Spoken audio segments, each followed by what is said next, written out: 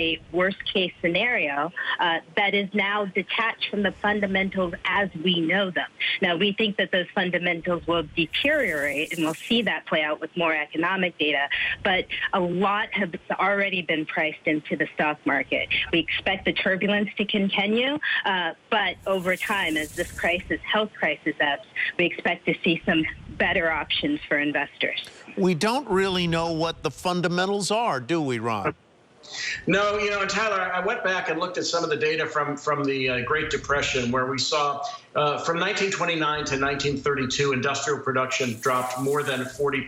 GDP worldwide over that same period, 3 years, fell 15% in aggregate. We're talking about a 24% decline in the U.S. alone, at least according to Goldman Sachs, maybe 15% if you look at J.P. Morgan, in a single quarter, and immediately in conjunction with this decline in equity prices and all the dislocations we're seeing in credit as well. So this is, in many ways, without precedent as far as financial markets and economics collapsing at the same time. There's typically a lead time between what you see in the markets and what you see in the economy. This is a concurrent event, which is, as the other guest just suggested, is compounded or, in fact, created by a health crisis. So this is the type of triple whammy we've not seen in our lifetimes. I suspect you have to go back to 1918 for some sort of parallel. That was a different market, different economy, different health and medical environment. So for us, this is as new as it gets and really as uncharted as anything we've ever seen. And as you look back historically, just to make this sort of casual observation,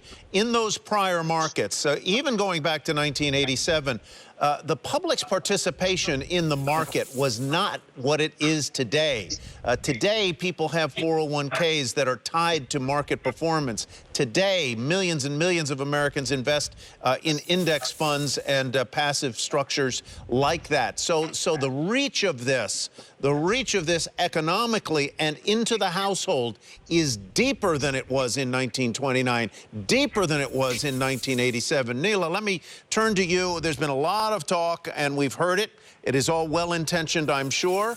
Some of it is well-reasoned, I'm sure, that we should expect a quick snap back, a so-called V recovery here. You buy that? No, I don't buy it at all. And one of the other reasons, in addition to the connectivity of households to the markets, is the global renaissance that we've seen, the globalization that's really fed this pandemic, that has also been shut down by social distancing. We are an economy fueled by globalization, and for all intents and purposes, there's been a sudden stop in that flow of trade and people across borders, and so that's going to amplify the time to recovery. All that being said, though, we can't forget some of the good parts of the economy that will help us sustain through this really rough patch and into a recovery, and that is the health of banks. Very different from 2008, where the banks were the source of the disease. The credit markets, as bad as they are symptoms of the disease. They are not the source of the disease. And so some of that Fed action, that unprecedented level of Fed intervention that we're seeing, not just in the U.S., but in central banks around the world, will help these credit markets and soothe some of the price dislocations we're seeing. So I am not an optimist in terms of a V-shaped recovery. I am an optimist, though, over the long term, that we eventually beat this all. All right, Neela Richardson of Edward Jones, Ron Insana of somewhere in northern New Jersey. Thanks very much. Yeah, we're good at the NBC. Thanks, Tyler. All right, Kelly. All right, a number of senators are under scrutiny after selling millions of dollars in stock after private briefings about the coronavirus back in February. We just heard from Senator Kelly Loeffler denying any wrongdoing last hour. Kayla Tausche joins us with more. Kayla? Kelly, 4 U.S. senators sold close to $10 million in stock over the course of several weeks following a private closed-door meetings about the coronavirus as it was spreading. One of those lawmakers is freshman senator from Georgia, Kelly Loeffler. She sold 27 stocks totaling up to $3 million and also purchased stock in Citrix, the telework company. Loeffler maintains that her investment advisors did this without the knowledge of her or her husband, who chairs the New York Stock Exchange. She says that these were discretionary trades that are made on a regular basis without her or his input. But I asked her, being the newest member of Congress and the wealthiest and also running a contentious election this year, why not hold off? Here's what she said. These are sales that I don't have discretion over. Our portfolios have been turned over to third-party investment managers that are making these decisions. They represent a very small fraction of the portfolio, and that's going to be normal course trading that you would have seen if you looked back to the portfolio a year ago. Now, the partisan affiliation of the senators who were selling these stocks is across the aisle. 2 were Republicans, 2 were Democrats, and one, North Carolina Senator Richard Burr, has said that he would submit to an ethics investigation on his transactions, which were totaling roughly $1.5 million. I asked Senator Loeffler if she, too, would submit to an ethics investigation, and she said that she would cooperate and answer any questions that were asked of her. Back to you. Kayla, were Burrs, and again, Kelly Loeffler, they have an enormous net wealth, and the trades in question are a small piece of that. For Richard Burr, it's a different story. Did he say whether his trades were directed by an investment manager or by himself? Well, he has certainly defended the moves that he has made. Part of the reason why his have come under such scrutiny is because the total value of them are roughly equal to his entire net worth. And so that seems optically to be a way for him to capitalize on the information that he received. Now, when I asked Senator Loeffler about just how much material non-public information they are given in these briefings, she said it's low. Of course, we are not in those meetings, so we are not privy to what was said. But certainly there are still a lot of questions about these transactions. We should note the actual timing of the sales, the amounts, the companies, these are publicly available. But of course, you know, it's the patterns and what is leading up to these transactions that we're still trying to wrap our minds around. I know, and you say, well, why even have even the appearance of a conflict of interest? But then again, if you want, you know, qualified people to be senators and they require, I mean, what do they do for president? Do they basically say you have to sell everything into totally, whatever that standard is, do you think that should apply across the board here without discouraging people from wanting to, you know, to run for these offices? Well, certainly the president is shielded from a lot of those rules. Many presidents comply because of the spirit of the rules. But certainly, Kelly, it does raise a lot of questions. And I think in this case specifically, because of the net worth that she and her husband have, you know, it does signal to you that, you know, they didn't necessarily need to do these sales. Not that that would have made it any better optically, but the question, I think, of why now and why with this election and why with the American economy currently in tatters is the one to be asking. All right, Kayla, thanks very much. Kayla Tausche. One of our next guests is one of the first reporters to break the news of Senator Burr's stock selling. So for more, let's welcome in Robert Federici. He's money and politics reporter for ProPublica on the phone. We also have James Pethokoukis, who's an economic policy analyst at the American Enterprise Institute. And it's great to see you both. So Robert, let me start with you. And what do we know about Senator Burr's stock sales? And of all the senators in question here, it seems like there's, you know, they're kind of, all these situations are getting lumped together, but does his to you stand out? Yeah, so first of all, thanks for having me. But, you know, my standard for these stories, you know, is that the behavior, the securities trading needs to be quite anomalous. I mean, it'll shock a lot of folks, but senators and members of the House are allowed to trade in individual stocks, and some of them do so quite frequently. So what we look for is trading behavior that's way outside of their norm. And in Senator Burr's case, that is what it was. You know, we saw up to $1.72 million of trades in one day that came 1 week before the market began its decline. We went back about 14 months. There was no other day where he sold off nearly as much. And typically his reports are a mix of sales and sales and purchases of stocks. This was, you know, 33 separate transactions. Each and every one of them were sales. Yeah. So what does that tell you? So what does that tell me? I mean, you know, that tells me that there is a possibility that the information he was getting as chairman of the Senate Intelligence Committee, which includes pandemic response in its portfolio, and it's a committee that receives highly sensitive information. It's possible that information informed his thinking as he made these trades. Now, his defense, what he says, is that he was not trading based on any non-public information. He was basing his trades off of information he got from your network, CNBC. Right, CNBC Asia in particular. Yeah.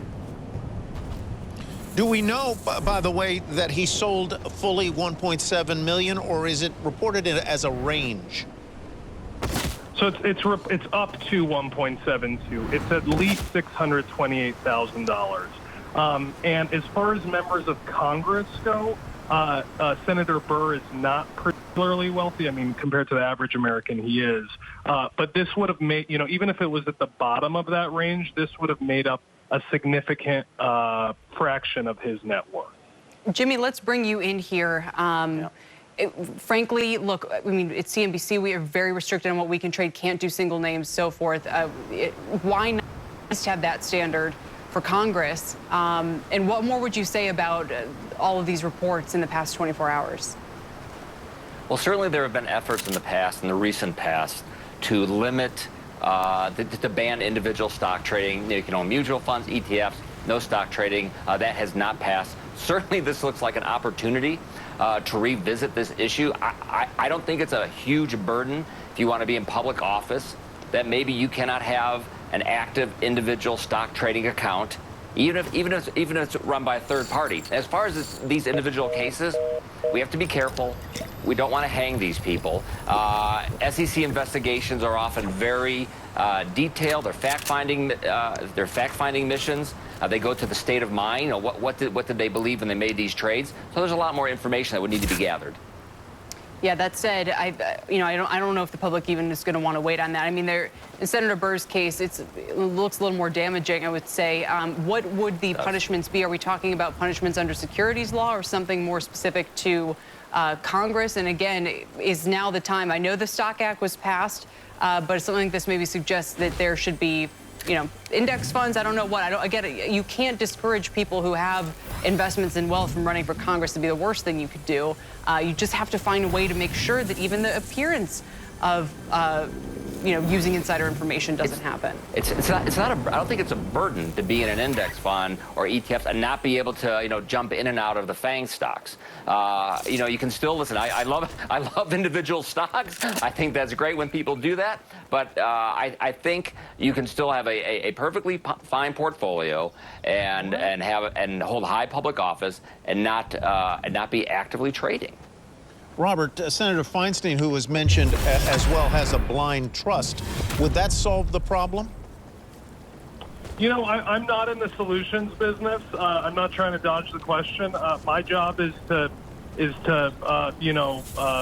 interview sources and dig into documents and look for newsworthy situations that other people, activists and folks who write new legislation, lawmakers can use, to inform their decisions about what the solutions are. As this gets played out and picked at, I suppose we will learn how much information was out there in the public. Senator Burr said he was picking up a lot of it on CNBC Asia.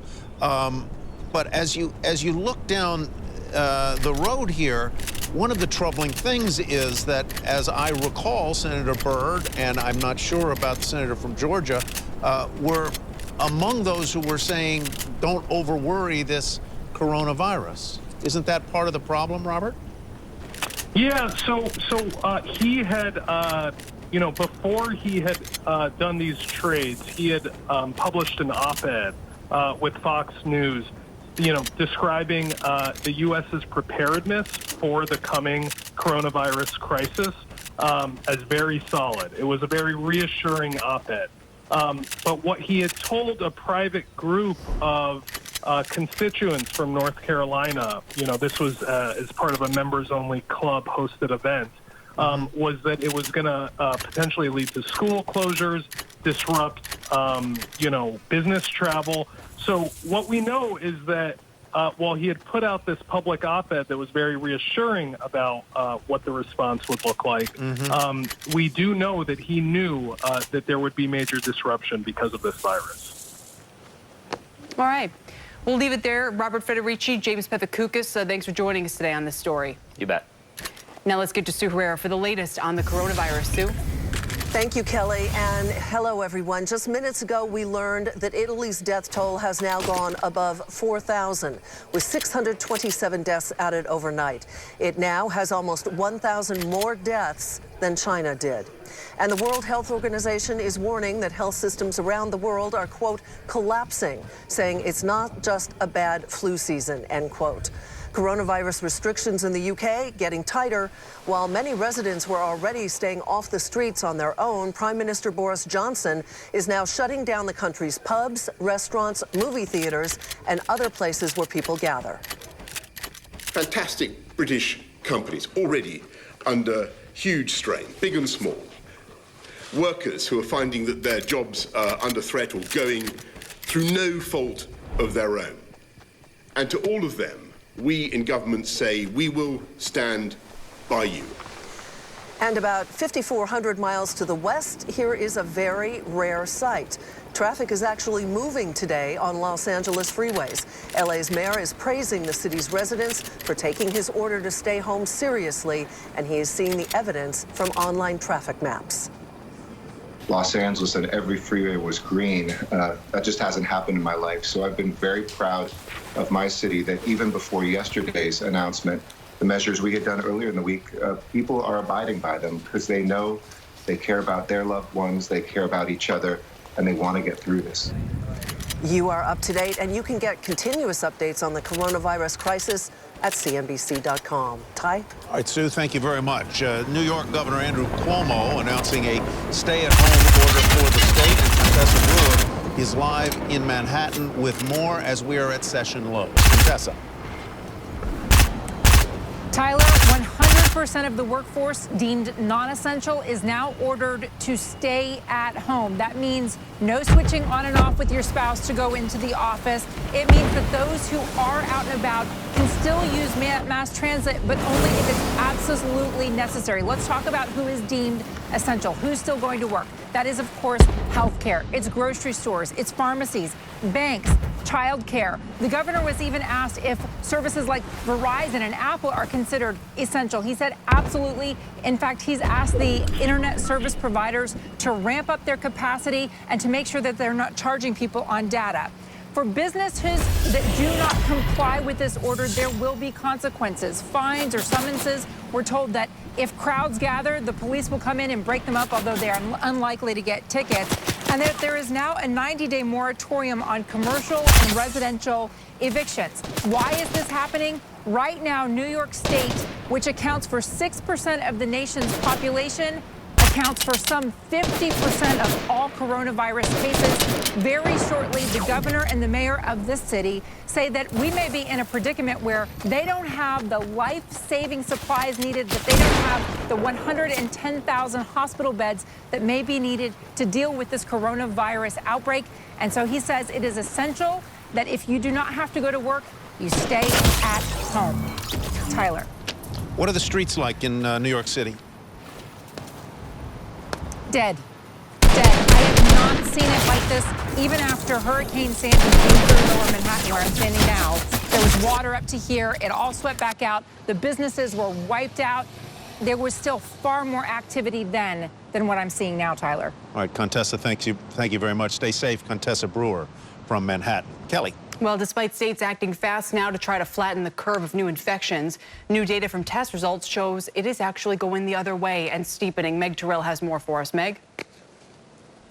Hi, Kelly. Well, those kinds of measures are exactly the kinds of things that healthcare experts say need to be happening. But still, as testing capacity increases, we are seeing numbers rise very quickly. There are other signs experts point to, including a number of people going into the hospital for influenza-like illnesses and things like that, that imply that we could be starting to see an upsurge in these cases. Of course, U.S. cases now surpassing 15,000. And we showed you some graphs yesterday looking at modeling done by RBC about when the U.S. intensive care capacity could really start to be strained. Originally, they were looking at that dotted orange line, which showed the capacity could start to be strained in early April when U.S. cases hit around 30,000. Now, just looking at the growth in the numbers they're seeing, look at the orange solid line. That's what they're currently modeling, saying that ICU capacities could start seeing real strain next week, guys. And we are starting to hear about this.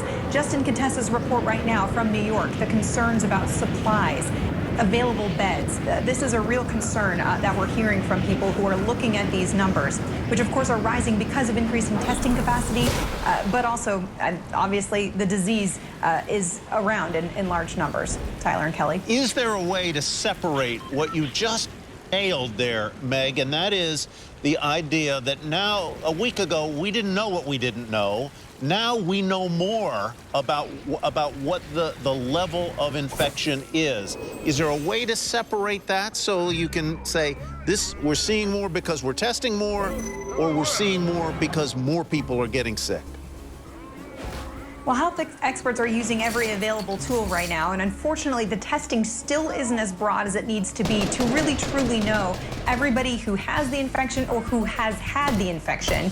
There is new technology being developed and hopefully rolled out known as antibody testing. That's a way of looking at who has had the infection in the past, and experts say that will be very helpful for surveillance and getting a better grasp of what this epidemic actually looks like in the United States. But right now, they're just using every tool they can, looking at flu data, things like that, to try to get a sense of how broad these infections are right now. Okay, Meg, thanks very much. Meg Terrell with the latest there. Now let's get the latest on the markets with the down near session lows, dropping about 435 points. That's a 2.1% decline, same magnitude for the S&P. The Nasdaq continues to outperform. It's only down 1.2% as the market looks to wrap up an ugly week of trading. And speaking of ugly, oil is plunging again today, ending one of its worst weeks in history. Let's go to Eric Chevy for that at the commodity desk. Eric? Kelly, that's right. Oil plunging into the close today. You can see all this red behind me. Just in the last few minutes, it just rapidly got even more negative. WTI sinking more than 20%, and Brent shedding all the gains it had made earlier after reports that OPEC leaders would meet with Texas energy regulators who are considering cooperating with Russia and Saudi Arabia to reduce Texas oil production for the first time in decades. Emergency measures from around the world have not been enough to stop the sell-off as demand and supply concerns persist. WTI has dropped by 55% so far in March, and both WTI and Brent, they're on pace for their worst months ever. Guys, back to you. Eric, thank you very much. And still ahead, shares of Chipotle climbing today after the company teamed up with Uber Eats for free delivery. Coming up, Chipotle's CEO Brian Niccol will join us to discuss how his business is faring and any other steps the company is taking to deal with the coronavirus outbreak. We will be right back.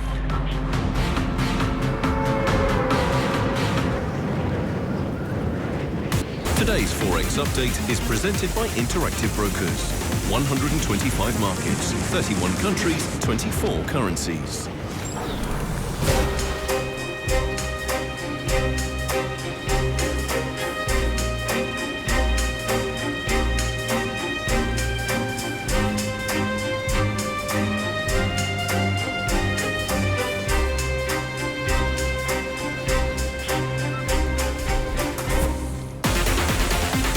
Today's Forex Update was presented by Interactive Brokers. Gateway to the world's markets. One world, one account.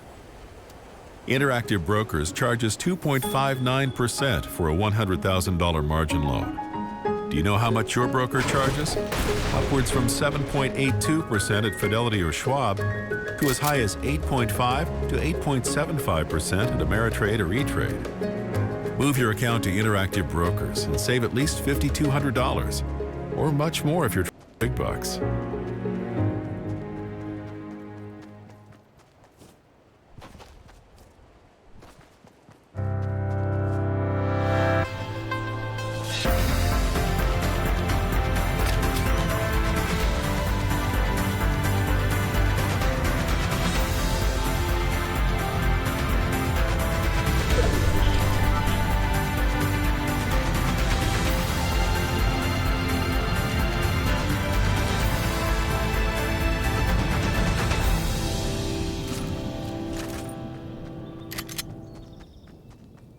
Italy is now the world's deadliest centre of the coronavirus outbreak. 427 new fatalities brought the total number of virus-related deaths in Italy to 3,405, surpassing the death toll in China. Conte did make an announcement that he does think that he may need to extend these measures, these very strict measures, beyond the first date that was announced, which was March 25th. Overall, it is a strong, disciplined, united front that Italians are putting out there. Daybreak in the US. Start on top of the news. Political turmoil in the Eurozone heating up. Global markets. Stocks rebounding. Ahead of the game. Time for this morning's big money stories. Brian Sullivan, Worldwide Exchange on CNBC.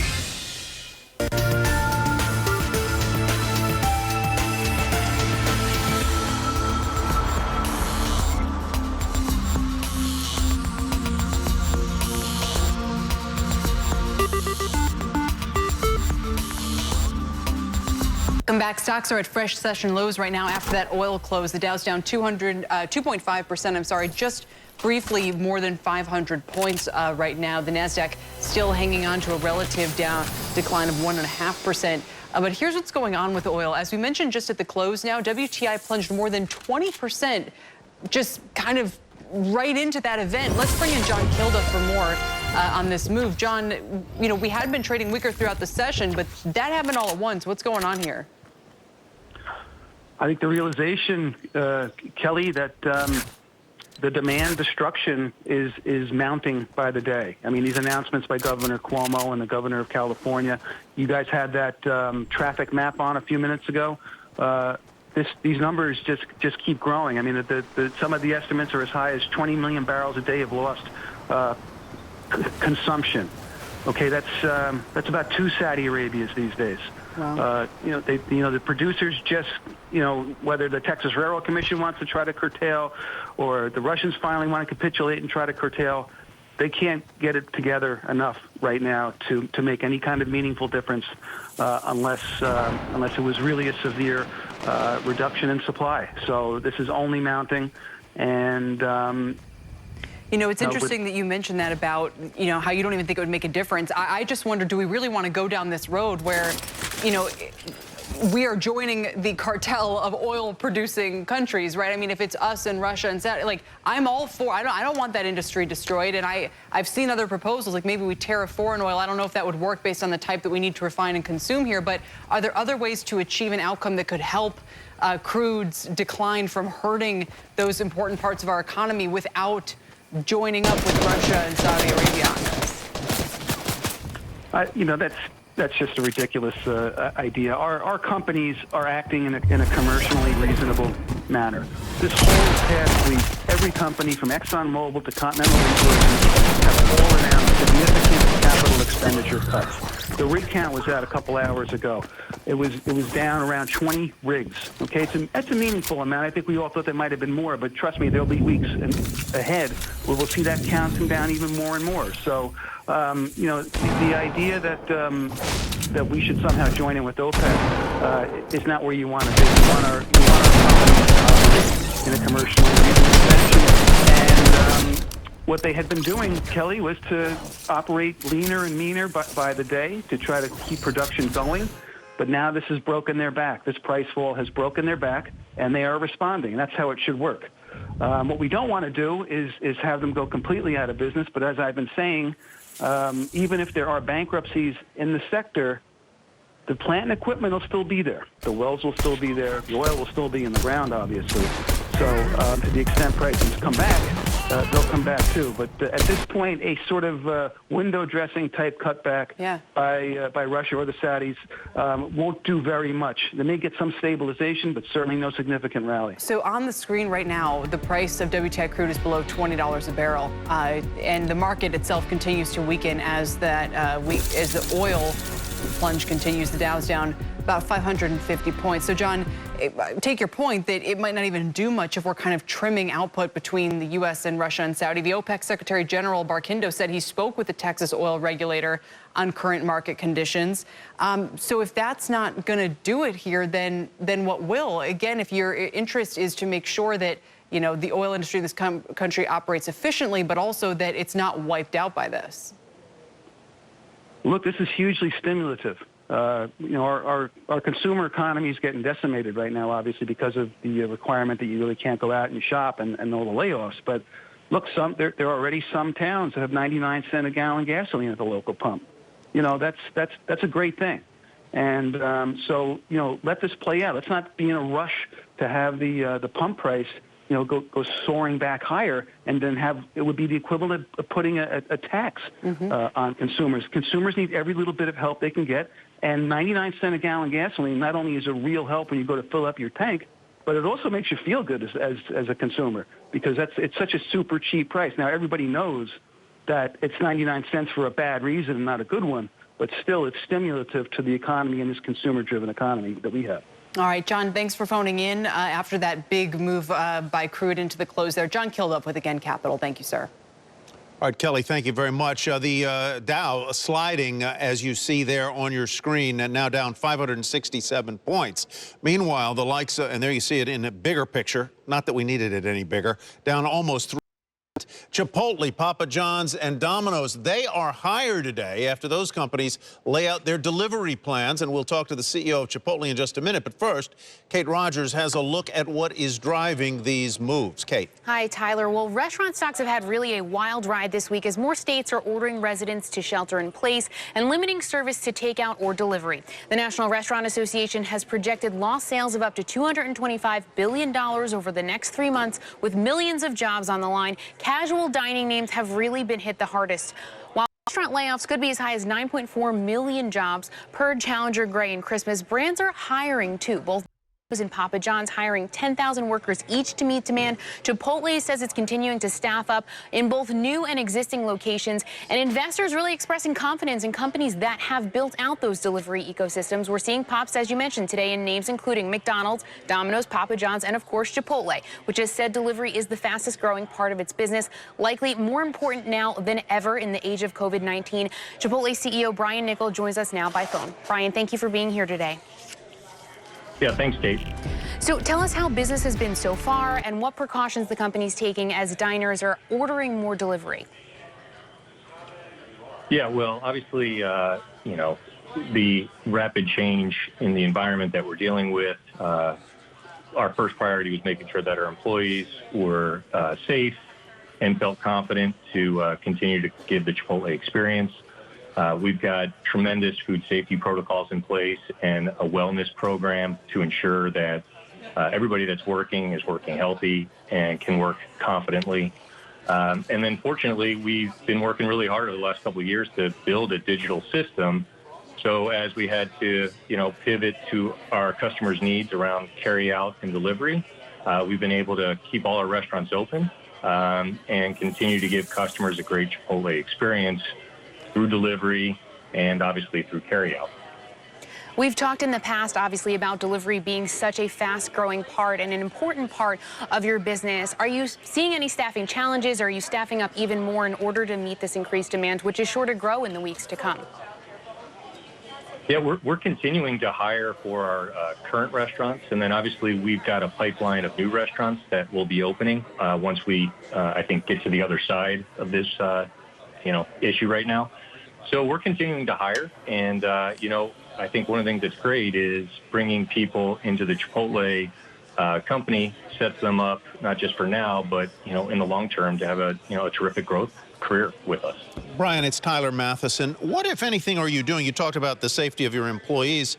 What, if anything, are you doing to ensure that they are healthy and safe? In other words, are you taking their temperature every day? Are you adding protective equipment like face masks on the cook lines and the serving lines? What are you doing specifically to make sure that your employees are as healthy as possible? What advice are you giving them? What are you doing?